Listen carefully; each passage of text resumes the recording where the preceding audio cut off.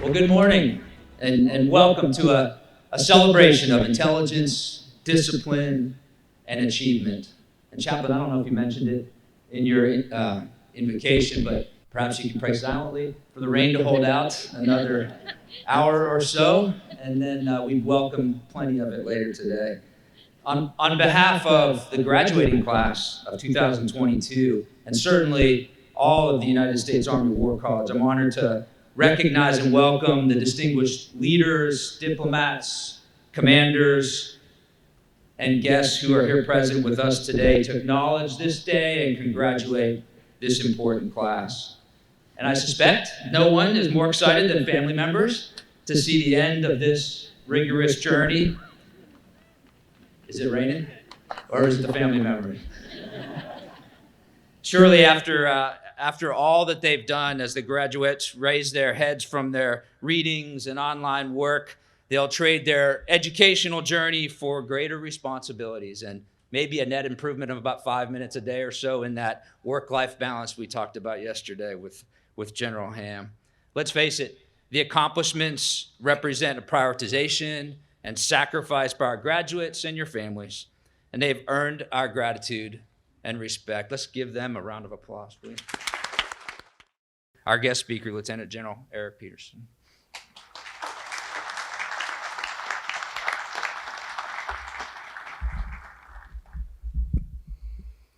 Thanks, Dave, for the warm welcome. And to the graduates of the U.S. Army War College Distance Education Class of 2022, thank you for the honor and the privilege of allowing me to share in today's events with you. This is absolutely humbling for me to stand before this august group on this historic and beautiful campus. And most importantly, welcome and thank you to the friends and the families of today's honorees. Your participation makes this ceremony all the more special, and it underscores the importance of family and support in our chosen profession. As I recall my own War College graduation experience some 15 years ago, I am reminded of two undeniable facts. First, I'm in the unenviable position of being the last obstacle for receiving your diplomas. And second, that you are highly unlikely to recall anything from these remarks mere hours, much less years after the ceremony. Therefore, I will endeavor to be brief. I'm not going to offer you a lengthy formula for success, for everyone's journey is as different as their personality, their strengths and weaknesses, the determination and resilience, and the challenges and opportunities you've faced in your lifetime. So first off, just a little bit about you. We're gathered here at this moment to celebrate the accomplishments of 384 War College graduates. Your class is principally comprised of 295 Army officers, including 41 from the active duty, 130 from the Army National Guard, 124 from the Army Reserve. And it's deepened by 18 officers from the Air Force, 10 from the Navy, 11 from the Marine Corps, and broadened by 42 civilians from 13 different departments and agencies, and is deeply enriched by 5 international officers from Greece, Estonia, Croatia, and Mexico. America doesn't fight alone, and our allied classmates remind us of that fact daily. You began your journey as a class 2 years ago in the summer of 2020 during the peak of the coronavirus pandemic. Ordinarily, you would complete a year of remote virtual learning and coursework and then convene in person during the summer. However, that 2 weeks in the summer was also virtual due to the pandemic. So this is the first time that many of you have ever been able to meet the members of your seminar in person. And for a few added difficulty points, given your distance learning curriculum format, most of you continued in your normal duty positions, bearing heavy responsibilities during the day and completing coursework during the evenings and on weekends for 2 grinding years. And with 75% of you as Army National Guard or Army Reserves, many of you also combined all of this with a full-time civilian job and your reserve component leadership responsibilities. Suffice to say that I doubt anyone is happier for this milestone today than these graduates languishing in the summer humidity and light drizzle. So to our honorees, lieutenant colonels and colonels, civilians, and our allied military friends, I'm exceptionally proud of all of you, and I genuinely appreciate the dedication, the commitment, the determination that brought you to this point. Those characteristics will be essential to your future success, and they will be tried and tested time and time again. You may not realize it, but those of you in uniform represent an exceptionally select body of our society. A mere 23% of our nation's young adults are physically, legally, or educationally even eligible for military service.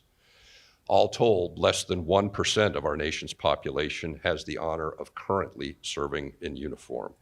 All branches, all services, active and reserve, less than 1%.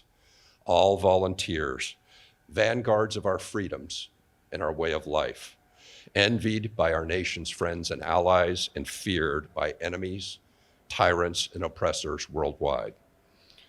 Of that proportionately small force, only 15% represent the commissioned officer corps, charged with competently and confidently leading and caring for our nation's finest sons and daughters, training them, sharing hardship, instilling discipline and esprit de corps, and most importantly, providing them with a conspicuous, positive, personal example. For the Army students, you originally commissioned as a cohort of approximately 8,000 lieutenants across the active Army, Army National Guard, and Army Reserve. Over the years, some of you have crossed compos. Most have deployed, often on multiple occasions. You've progressed through the ranks, and now, as War College graduates, you remain as only about 10% of your original cohort. With decades of experience and substantial investment in your professional education. So now what? What will be expected of you? As War College graduates, senior leaders will expect you to think critically, challenge assumptions, and thrive in the face of complexity and ambiguity. You will be expected to effectively frame and analyze difficult problems, to ask the right questions, if you will, to communicate effectively at an executive level, and to produce results. You will be expected to demonstrate and set an example of not just competence and character, but also emotional intelligence and intellectual empathy. You will be expected to build and foster high-performance teams, and most importantly, to develop and invest in the next generation of leaders. For those of you who will command, you will lead large, consequential formations, likely with thousands of soldiers, civilians, and family members, whose readiness, development, and welfare are your responsibility. For those who will serve in staff positions, you will most likely serve at the operational to strategic level, where decisions and actions have far-reaching and often lasting impact on our Army across all three components and national security as a whole. Candidly, I'm envious of you. The vital work and exciting experiences that lie ahead of you are really amazing. And as you look ahead, please allow me to offer a challenge. As I mentioned previously, only 23% and consistently declining of our young adults in our nation are eligible for service, resulting in most of the services significantly missing recruiting goals. For the Army, that delta is projected to be well over 10,000 recruits per year in the near term.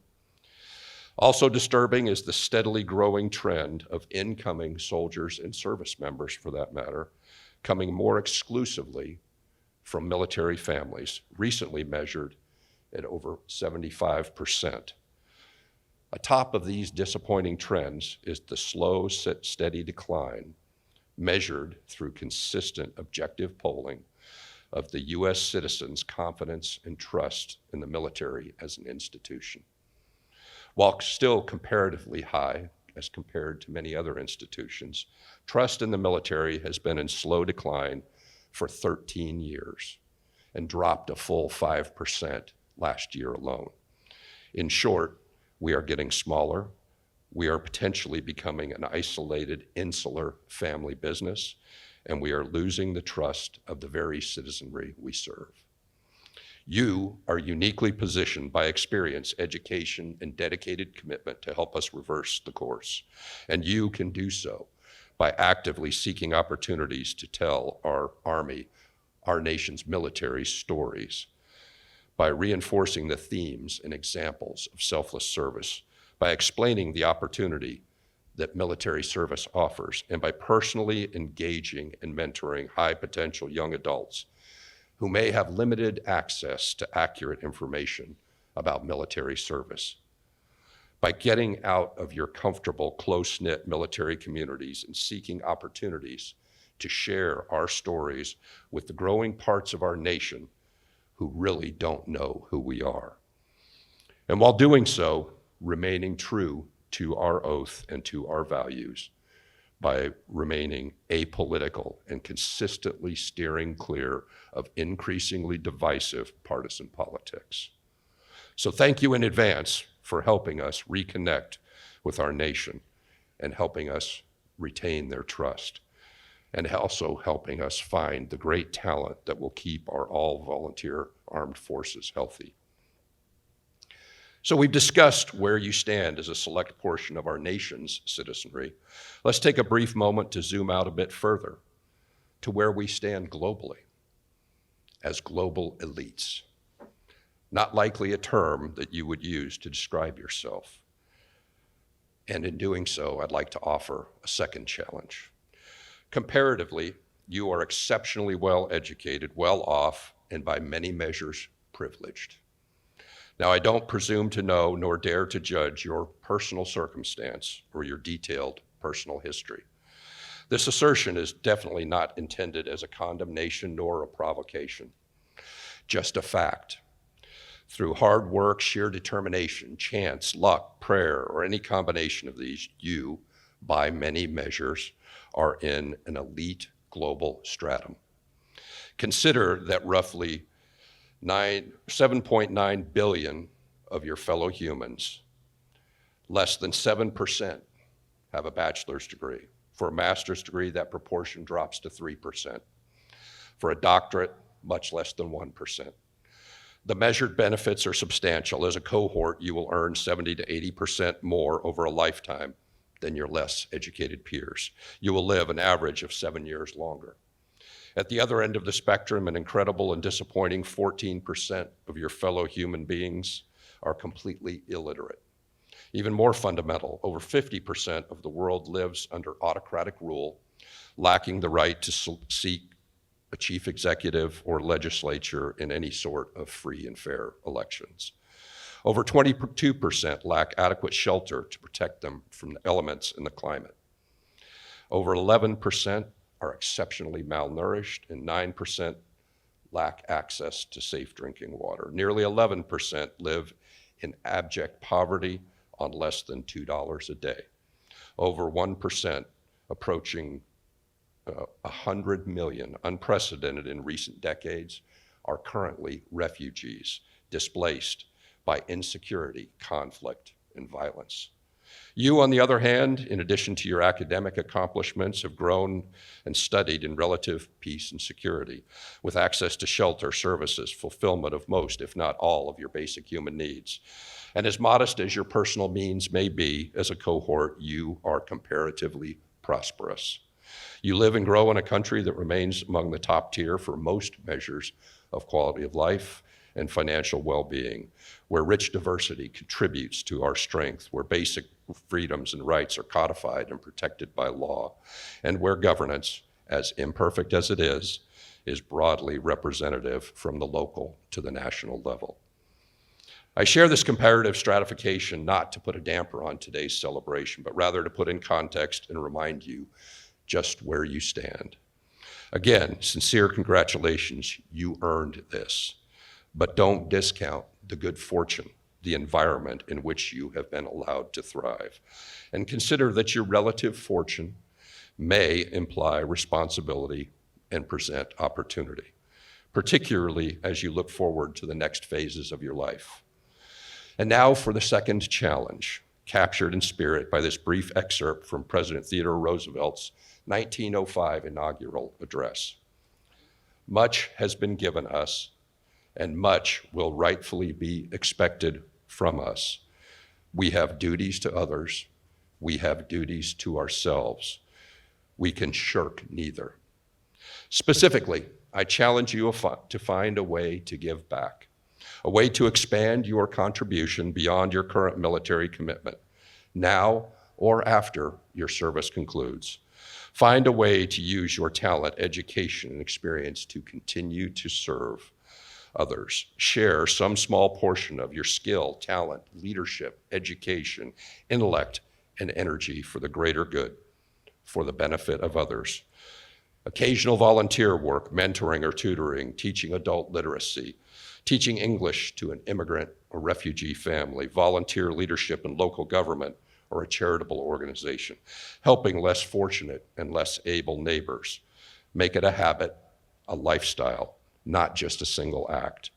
You will make a difference. You will move the needle with time and the collective mass of your combined efforts through your actions, through your conspicuous, positive personal example, through those you touch and those you inspire. And when you hesitate or ponder the easier, disengaged, uninvolved path, please consider this question. If not you, the world's educated elite, those who benefit from relative prosperity, security, free in person, speech, and idea, then whom? Then whom? In closing, let me just say once again that I'm exceptionally proud of all of you, and I genuinely appreciate the effort it took to bring you here. Your accomplishments are manifest, and you've earned them. Good luck, and I'll see you on the high ground. Thank you.